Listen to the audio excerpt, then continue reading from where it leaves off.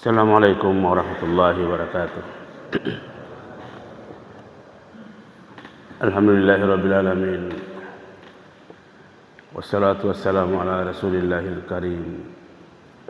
Sayyidina Muhammadin wa ala alihi wa ashabihi ajma'in. Allahumma la ilma lana illa ma 'allamtana innaka antal alimul hakim. Fa'allimna ma yanfa'una wa anfa'na bima 'allamtana. Allahumma ij'alna mimman yastami'una al-qawla fayattabi'una ahsanah wa la taj'alna mimman 'arada an dzikri fa inna lahu ma'ishatan danka wa adkhilna fi ibadika as-salihin bi rahmatika ya arhamar rahimin. Jamaah subuh yang dirahmati oleh Allah Subhanahu wa taala, alhamdulillah baru saja kita selesai melaksanakan sholat subuh secara berjamaah. Kini kita sejenak duduk bersama untuk berupaya bagaimana memahami kandungan ayat Al-Quran. Sedikit kami sampaikan bahwa kita tidak pindah ke surah Al-Baqarah, tapi kita memulai lagi dari surah-surah yang pendek, mulai dari surah An-Nas sampai seterusnya. A'udzubillahi minasyaitonir rajim. Bismillahirrahmanirrahim. Qul a'udzu birabbin nas, malikin nas, ilahin nas, min syarril waswasil khannas alladzi yuwaswisu fi sudurin nas minal jinnati wan nas. Katakanlah, aku berlindung kepada Tuhan yang memelihara dan menguasai manusia, raja manusia, sembahan manusia, dari kejahatan bisikan setan yang bersembunyi, yang membisikkan kejahatan di dalam hati manusia, yaitu dari golongan jin dan manusia. Surah ini dinamai An-Nas. Surah judulnya manusia. Ya, manusia. Penamaan nama surah ini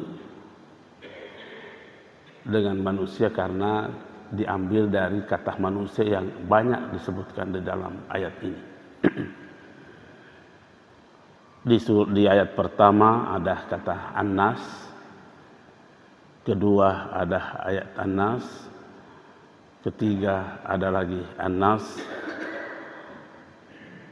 kelima ada lagi An-Nas, ayat keenam ada lagi An-Nas. Banyak berbicara tentang manusia secara umum.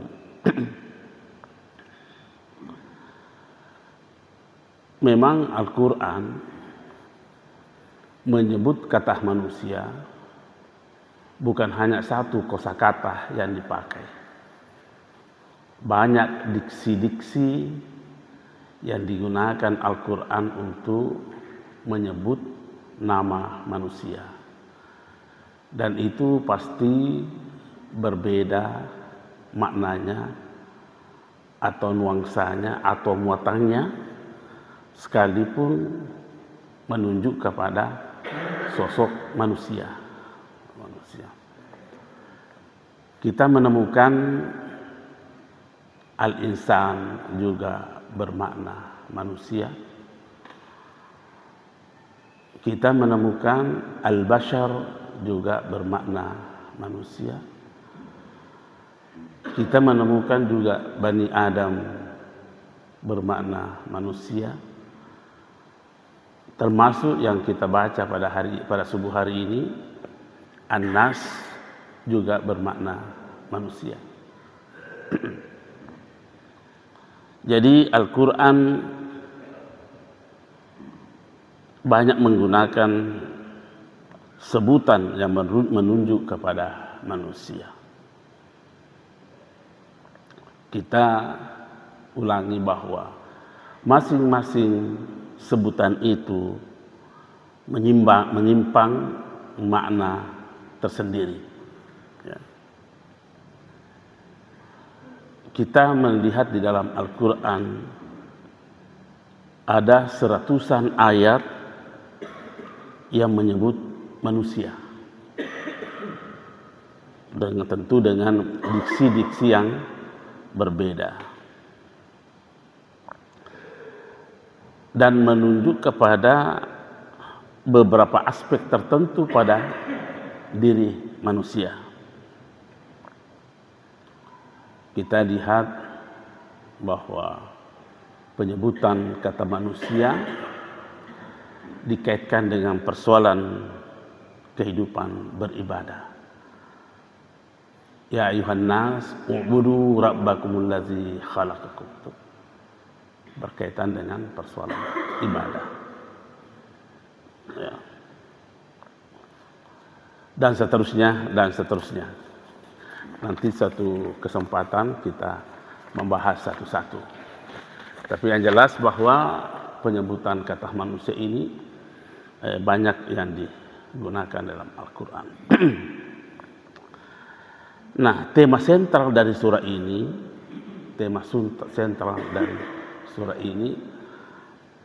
menggambarkan adanya ancaman yang dihadapi oleh manusia. Ya. Adanya ancaman yang dihadapi oleh manusia. Ancaman itu akan membahayakan diri manusia. Disebutkan dengan kata syarrun. Ya, ancaman yang bisa membinasakan, merusak kehidupan manusia. Itu suatu kepastian itu.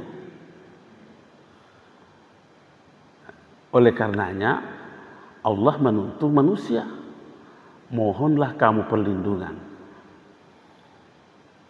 Satu hal yang tidak mungkin, mustahil, kalau Allah menyuruh kita memohon perlindungan kalau tidak ada ancamannya, ancaman kehidupan ini. Ya, kita tidak tahu dari mana datangnya ancaman itu, kapan datangnya ancaman itu, dan seperti apa ancaman itu. Tidak bisa ditahu. Seandainya kita mengetahui ancaman kita hari ini dari timur, maka kita ke barat. Andai kata ancaman itu hari ini kita tahu bahwa sebentar jam 5, maka kita waspada-waspada.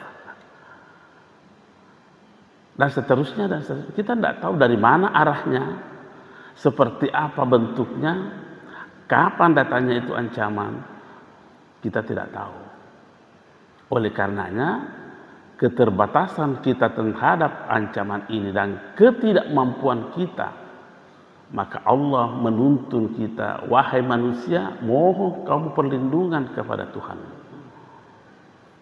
Mohon perlindungan. Ya. Memang ayat ini secara khusus ditujukan kepada Rasulullah SAW. Karena situ katakan a'udzu, saya atau aku, yang dimaksud adalah Muhammad. Tetapi dalam kaidah kita tafsir itu bahwa keumumanlah yang diberlakukan. Ya. Bukan karena kekhususan sebabnya, tapi keumuman kandungan itu. Al-ibrah bi umumil lafzi la bi khususis sabab. Ya. Jadi sekalipun ini kepada Rasulullah SAW, tetapi ini untuk semua manusia ini. Ya. Kembali kita mau mempertegas bahwa kejahatan-kejahatan yang mengancam kehidupan manusia itu kita tidak mampu mendeteksinya.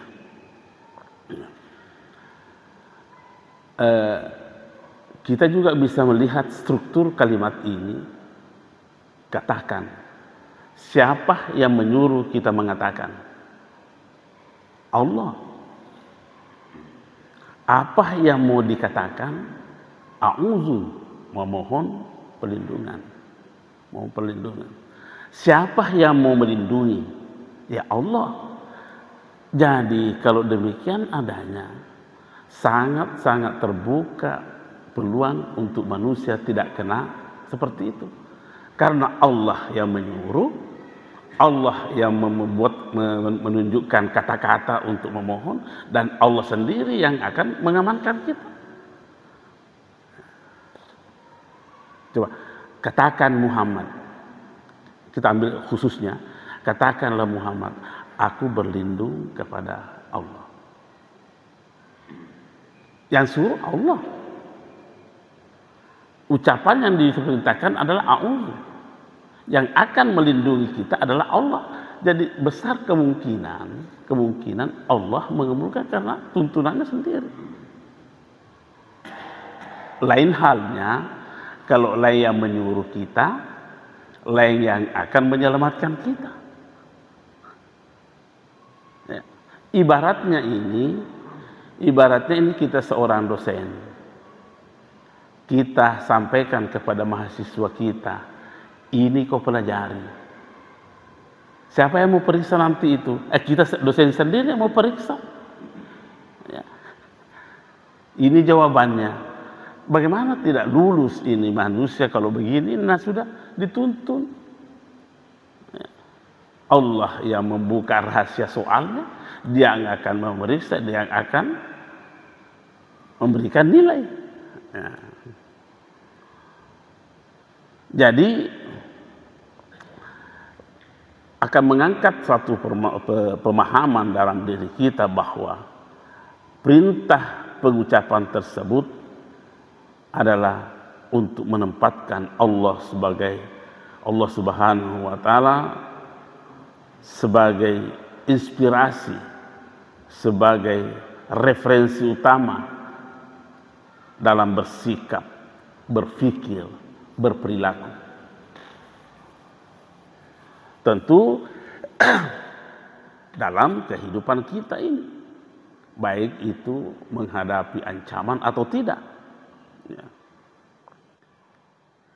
Karena Allah sendiri yang memilihkan kata al-auz. Al-auz. Apa artinya al-auz? Itu kata bendanya al-auz, kata kerjanya adalah a'udzu. A'udzu menggunakan fi'il mudhari, artinya terus menerus. Jangan pernah berhenti memohon perlindungan kepada Allah. Ya. Itu makna fi'il simple present tense-nya kalau bahasa itu. Ini fi'il mudhari'nya. Jangan pernah berhenti memohon perlindungan kepada Allah. Ya. Allah memilihkan kosakata dengan al-auz. Apa artinya al-auz? Secara harfiah. Al-auz itu berarti menuju ke sesuatu untuk menghindar dari sesuatu yang ditakuti.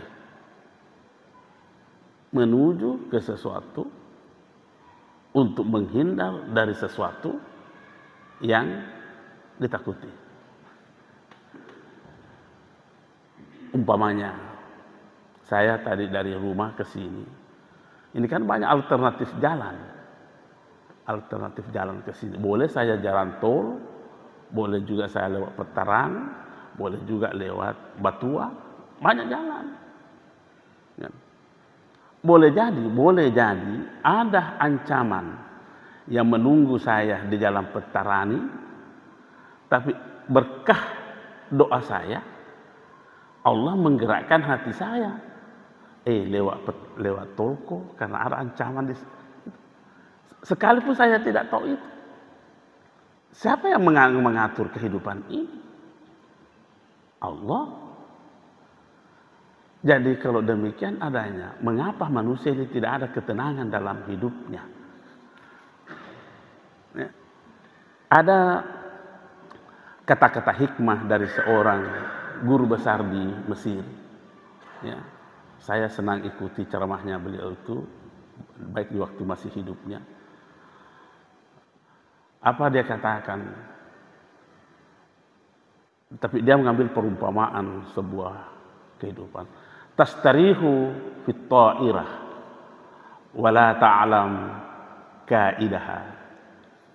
Kamu merasa senang, tenang di atas pesawat sekalipun kau tidak tahu siapa pilotnya. Wa tastarihu fis safina wala ta'rif kibtanaha.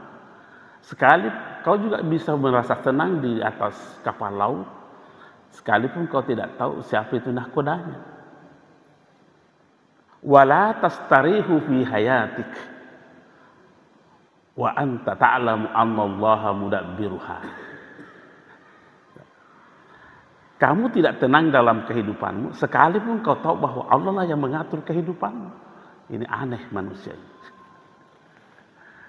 Ini kata-kata hikmahnya dosen kita itu, guru kita di Mesir, namanya Mutawalli Asy'arawi. Mutawalli Asy'arawi. Nah, dia memberikan penghidupan seperti itu. Jadi doa yang Allah tuntunkan ini, boleh jadi tadi saya mendapat ancaman di Petarani, saya tidak tahu. Allah sendiri yang menggerakkan mudabbir, mengatur kehidupan kita. Oh, lewat di sini ke Ruslan, lewat Batu aku. Artinya apa? Sudah al-aus lagi karena menuju dari sesuatu untuk menghindar dari sesuatu yang mengancam. Jadi jangan pernah berhenti memohon perlindungan dari Allah Subhanahu wa taala. Substansinya, jangan pernah berhenti berdoa kepada Allah Subhanahu wa taala. Doa itu kita mau mengatakan itu suatu energi batin yang dahsyat, ya. Doa itu suatu energi batin yang sungguh sangat dahsyat. Istilah kita itu ikhtiar batini. Ya. Kalau fisik kita telah berupaya semaksimal mungkin, kawal dengan ikhtiar batin kita itu. Karena di situ ada rahasia Allah yang disimpan dalam doa itu. Ya. Ada seorang ulama berkata begini tentang Al-Aus itu. Namanya Syekh Jamaluddin Al-Khalwati. Menjelaskan makna berta'awuz. Berta'awuz itu menurut beliau ini adalah upaya ruhaniyah yang melepaskan hati seseorang dari pengaruh kekuatan-kekuatan lain selain daripada Allah Subhanahu wa taala. Dengan berserah diri secara utuh kepada Allah Subhanahu wa taala. Nah, itu sekedar pengantar bahwa surah ini tuntunan untuk berdoa. Mari kita melihat penjabarannya. Dalam menjabarkan kata al-auz ini, memohon perlindungan, ayat ini memerintahkan menyebut 3 atribut Tuhan. 3 atribut Tuhan yang disebut. Yang pertama, Rabbun, Malik, dan Ilahun. 3 atribut Tuhan disebut. Apa yang kita bisa tangkap dari penyebutan 3 atribut Tuhan ini dengan suatu ancaman? Ya. Kita bisa berkata bahwa ancaman ini sungguh sangat dahsyat. Ya. Dan disebutkan juga dalam ayat ini bahwa itu dari intern diri manusia dan dari luar diri manusia. Sebelum kita melihat Qul a'udzu birabbil falaq, kita membandingkan dulu ke situ. Itu hanya satu atribut Tuhan disebut. Qul a'udzu birabbil falaq min syarri ma khalaq. Itu satu. Ini tiga. Qul a'udzu birabbin nas, malikin nas, ilahin nas. Tiga atribut Tuhan disebut. Tentu kita berkata, oh ternyata ancaman dari diri manusia lebih heboh dibanding dengan ancaman dari Qul a'udzu birabbil falaq itu. Tiga atribut Tuhan disebut.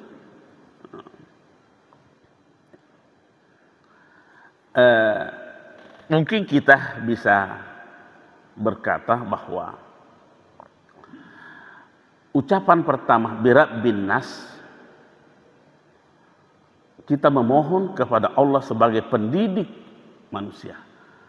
Seakan-akan kita berkata, ya Allah, didiklah manusia ini dengan hidayahmu, sehingga tidak melakukan kejahatan untuk orang lain dan untuk dirinya sendiri. Kan Rabbun itu kan bermakna umumnya adalah mendidik.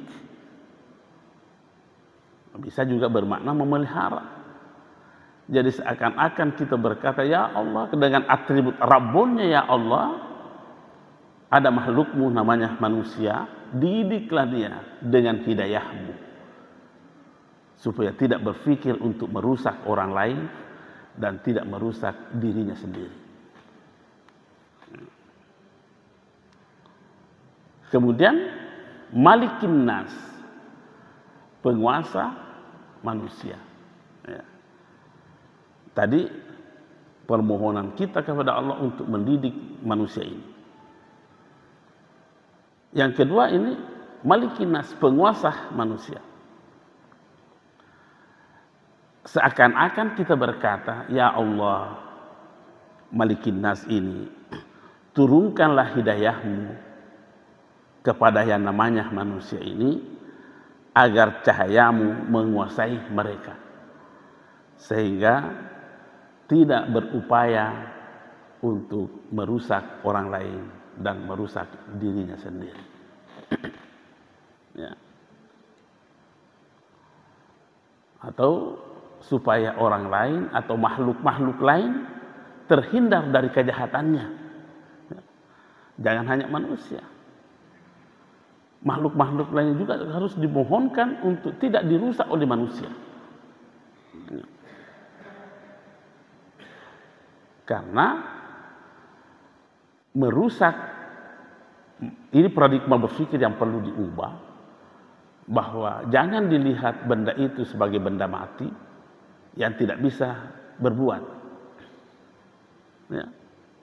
Semua yang ada di dunia ini, semua yang mau benda padat, benda cair, benda gas, benda apa, makhluk hidup atau tidak hidup, semua itu melakukan kebaikan, bertasbih kepada Allah.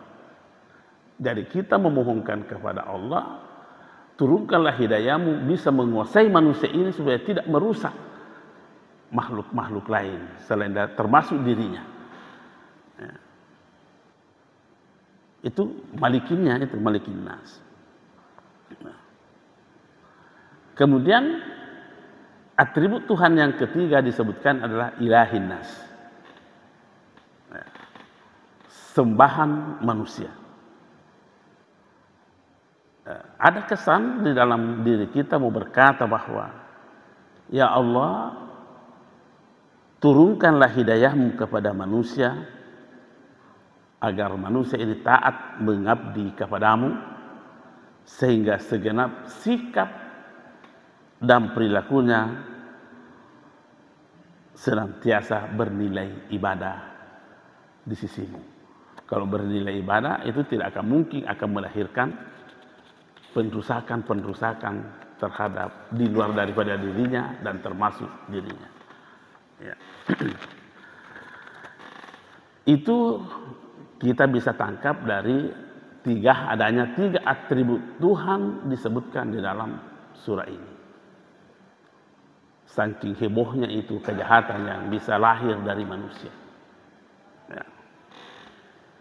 Bahkan ada memang ungkapan bukan ayat ini, bukan hadis, tapi ini ada sekitar kata-kata motivasi dari ulama kita. Man tawahhama annahu aduwwun ada min nafsih qallat ma'rifatuhu an nafsi. Siapa yang masih menyangka bahwa masih ada musuh yang lebih hebat dibanding dirinya sendiri, itu berarti kurang mengenal dirinya. Ini bukan ayat, bukan hadis, hanya kata-kata dari seorang ulama. Siapa yang menyangka masih ada musuh yang lebih heboh, lebih dahsyat daripada dirinya, berarti dia tidak mengenal dirinya, itu kurang mengenal dirinya. Kita lihat yang banyak menjerumuskan, kalau mau dibanding dengan seluruh makhluk-makhluk yang ada, mana yang lebih banyak menjerumuskan kita kepada kejahatan? Orang lain dibanding dengan kita? Kalau saya, lebih banyak dari diri kita. Sejahat-jahatnya tetangga kita, seandainya ada, sejahat-jahatnya tetangga kita tidak pernah datang di waktu tidurku, Ruslan jangan kau bangun sembahyang tahajud. Tidak pernah. Siapa yang mempengaruhi kita untuk tidak salat tahajud? Kita sendiri. Bukan tetangga kita, bukan sepupu kita, bukan teman kerja kita, bukan.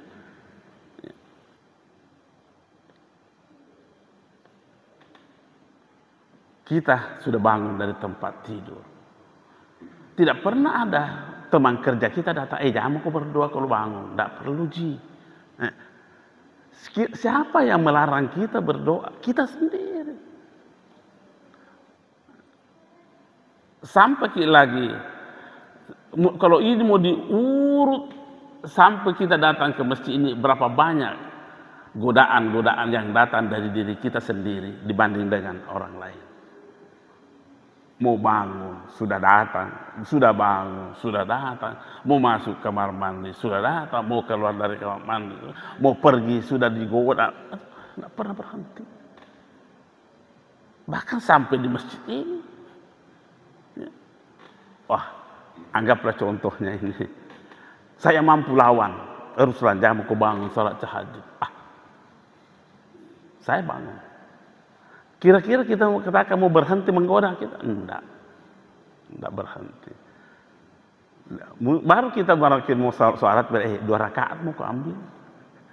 Yang tadinya disyariatkan umpamanya sholat tahajud dengan 8 rakaat, 3 witir, ada lagi yang jangan mau kau 2 rakaat mau, karena besok banyak pekerjaan. Kita mampu lawan ini. Kita kira sudah tidak ada, masih ada.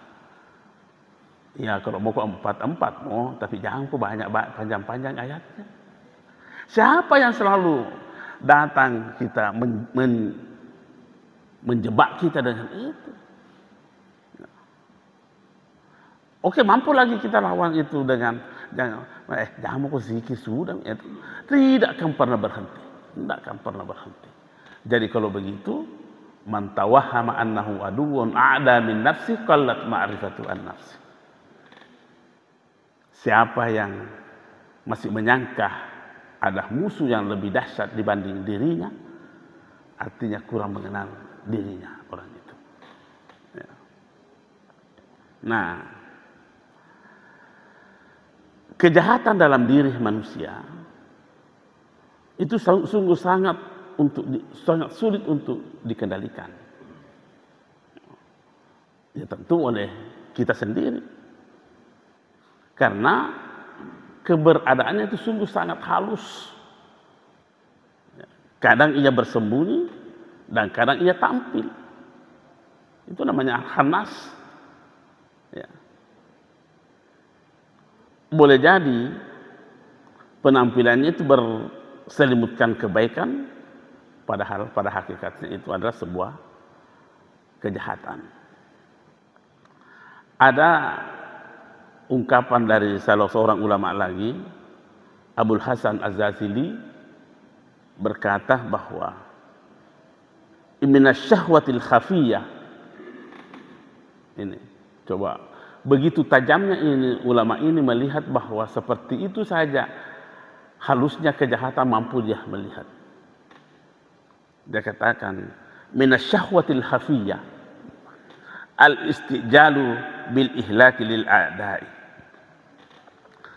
Salah satu bentuk kejahatannya nafsu yang tersembunyi itu adalah menginginkan musuh kita cepat mati. Kalau macam saya, tentu kalau ada banyak musuh, kita menginginkan cepat. Ini beliau ini justru melihat sebuah kejahatan yang tersembunyi dalam hati manusia, menginginkan musuh kita cepat mati, cepat binasa. Mulianya hati orang seperti ini. Nah, kalau demikian, mohon perlindungan kepada Allah dari hal-hal yang seperti ini. Sekecil apapun, sehalus apapun yang bisa menyeret kita dalam sebuah kejahatan, mohonlah perlindungan dari Allah.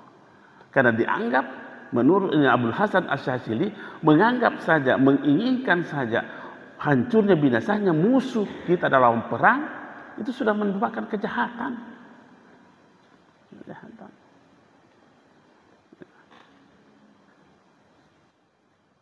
Ini orang seperti ini terhadap ayat-ayat Allah yakin, bukan hanya percaya, bukan hanya mengetahui, tapi berada pada tingkatan yakin.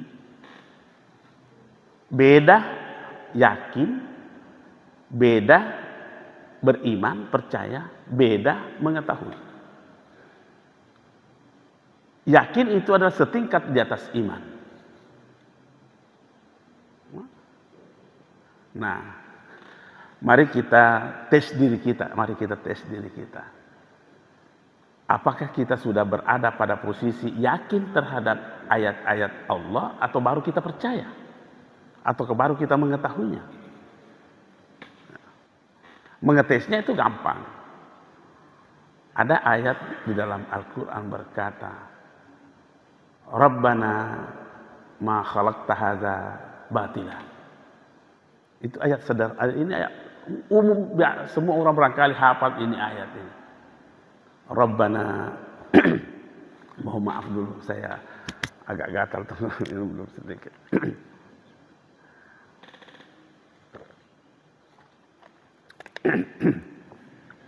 Ya Allah, tidak ada yang sia-sia kau ciptakan di muka bumi ini. Tidak ada yang sia-sia. Kita yakin atau percaya atau mengetahui bahwa seperti itu keadaannya?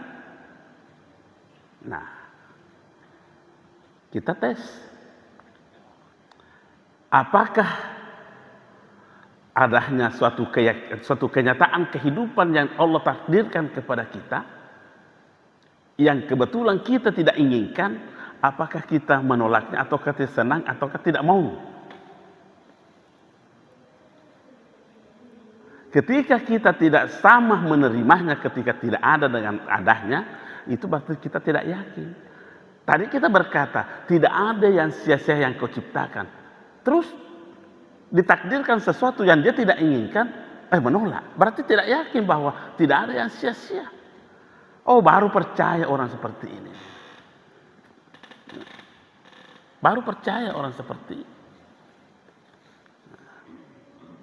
Contohnya boleh saja begini.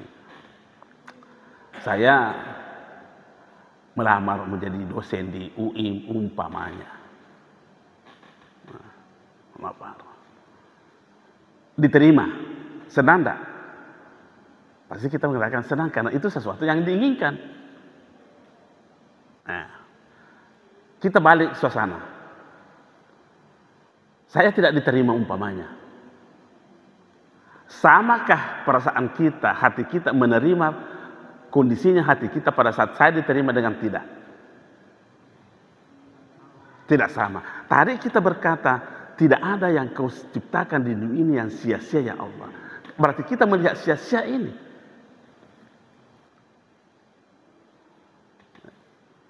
Berarti kalau begitu kita baru mempercayai ayat ini, belum yakin.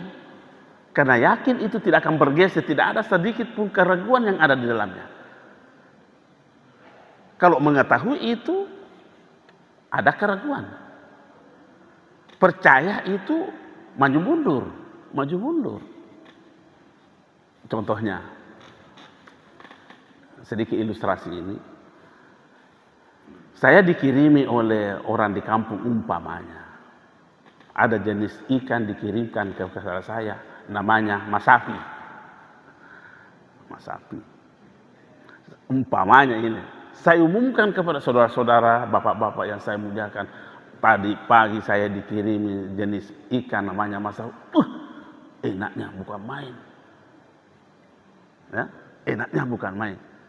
Artinya bapak sudah ada ilmu sedikit tentang masapi enak. Ada ilmunya di situ, sudah bapak mendapat ilmu bahwa oh enak menurut informasi dari Ruslan. Tiba-tiba ada orang yang datang juga bahwa saya singgah di Bonebela, ada masapi saya makan, wah saya tidak tahu bagaimana rasanya. Berubah tidak tadi ilmu yang kita terima dari saya dengan informasi yang kedua ini? Kalau tidak berubah sedikitnya ragu. Ilmu baru mengetahui.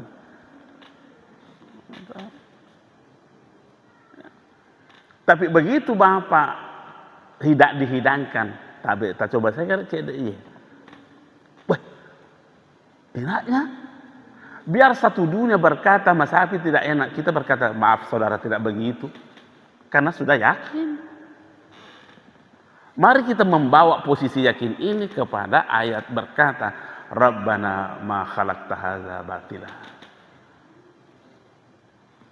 Bawalah posisi hati kita ke situ. Yakinkah kita doa-doa yang Allah ajarkan dalam Al-Quran ini? Atau kita baru percaya?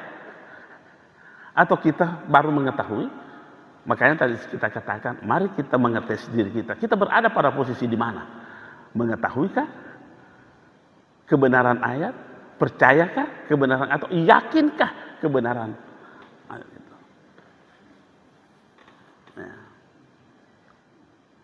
Nah, yang mampu menangkap seperti itu adalah orang-orang yang terbuka hatinya karena hidayah dari Allah Subhanahu wa taala. Sampai tadi yang disampaikan oleh Abu Hasan Az-Zazili, mampu macam saya tidak mampu melihat itu sebuah kebenaran yang tersembunyi, menginginkan musuh cepat binasa, suatu kejahatan hati yang tersembunyi, Pak.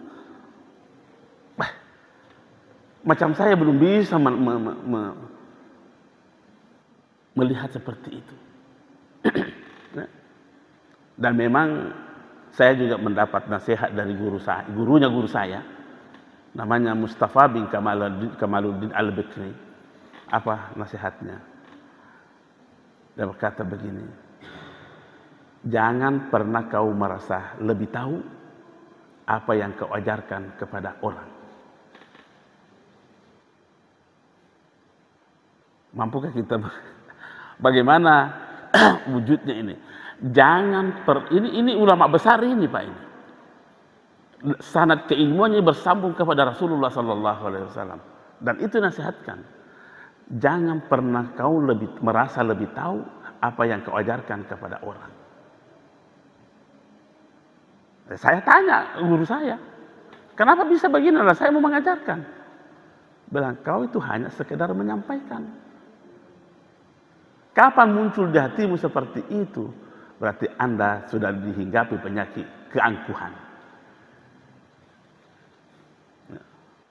Kita hanya sekedar menyampaikan. Sama ini. Tidak boleh ada hadir di hati saya bahwa saya adalah yang paling tahu di sini. Boleh jadi di antara bapak-bapak ada yang lebih. Saya hanya menyampaikan. Karena nanti di akhirat, kalau saya tidak menyampaikan apa yang saya igalang dengan garam besi panas.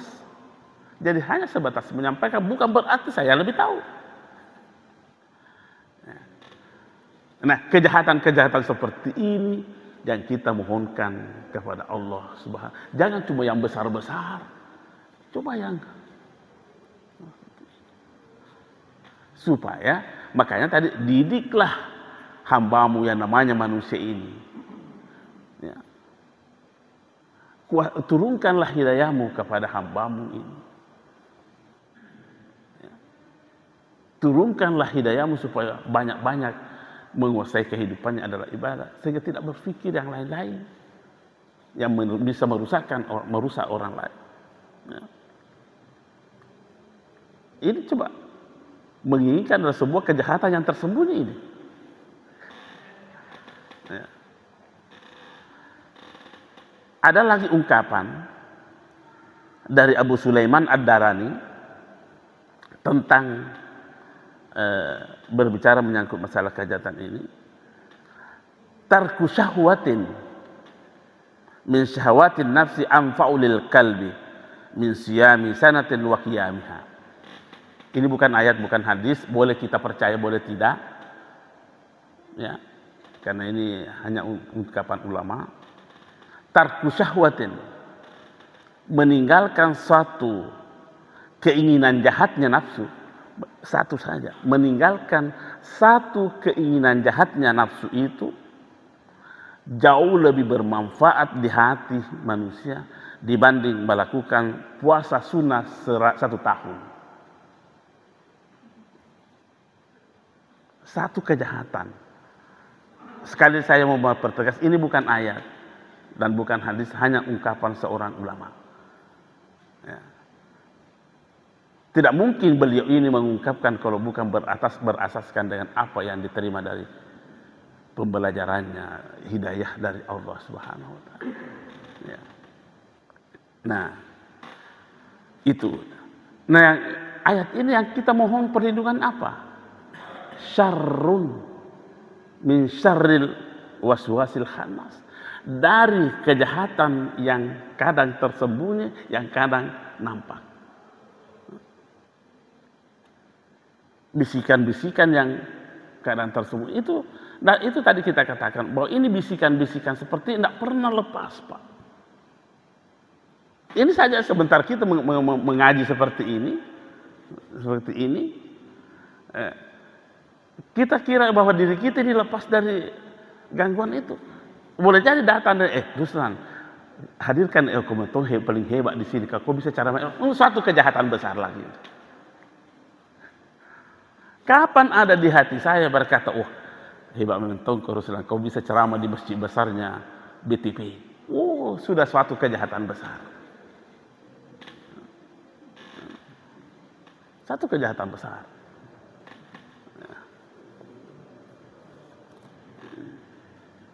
Nah, ini yang kita mau mohonkan dari Allah. Min syarr, dari kejahatan yang tidak pernah berhenti menggoda kita. Menggoda kita. Kapan kau berhenti? Tadi kita katakan bahwa sudah mampu kita melawan dengan sholat 2 rakaat. Datang lagi. 2 mau jangan cukup 4. Kita lawan lagi. Jangan mau panjang-panjang ayatnya habis. Kita sudah mampu lawan. Jangan mau kau zikir. Tidak pernah berhenti, Pak. Kapan berhenti? Kalau begitu, kalau kejahatan ini tidak pernah berhenti mengganggu kita, maka jangan juga pernah berhenti memohon perlindungan dari Allah. Karena Allah mengatakan a'udzu, fi'il mudhari namanya itu. Artinya kata bentuk, kata kerja yang bentuk tidak pernah berhenti, senantiasa.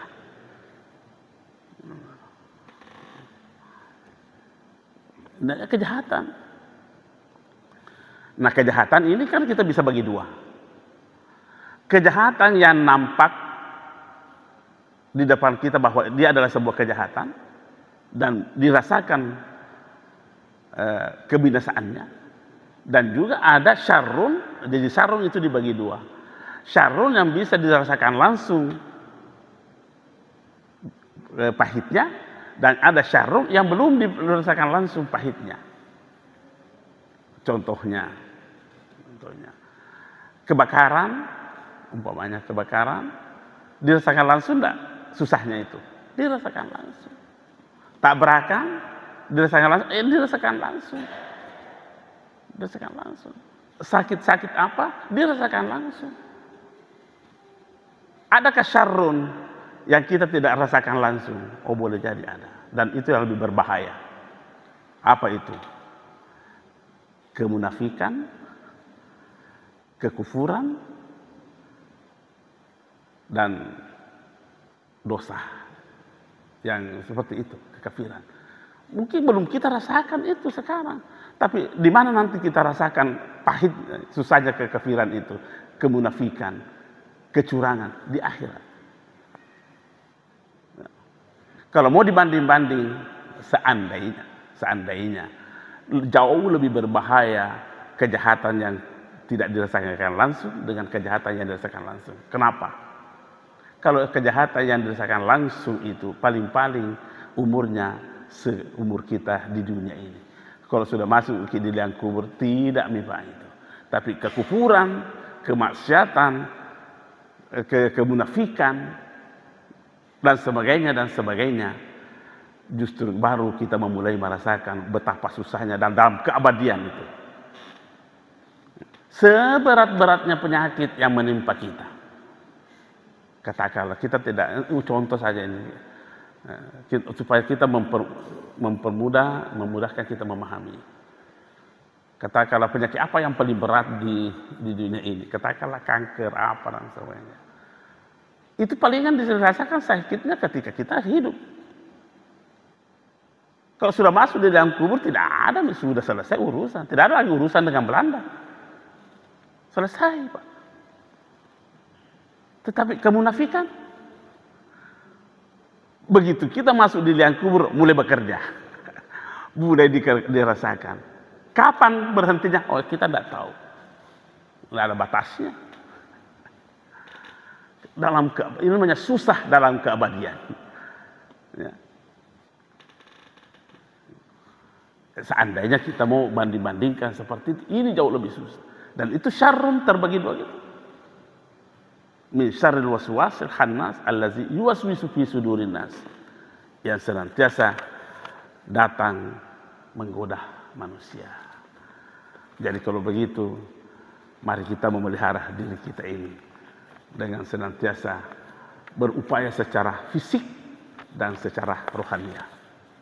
Kita sudah banyak upaya-upaya fisik yang kita lakukan untuk menjaga diri kita. Tapi jangan pernah berhenti, kawal dengan usaha-usaha itu, dengan usaha ikhtiar-ikhtiar batin kita. Saya kira inilah yang sempat saya sampaikan pada kesempatan ini. Lebih dan kurangnya mohon dimaafkan. Wallahul muwaffiq ila aqwamit thariq. Wassalamualaikum warahmatullahi wabarakatuh.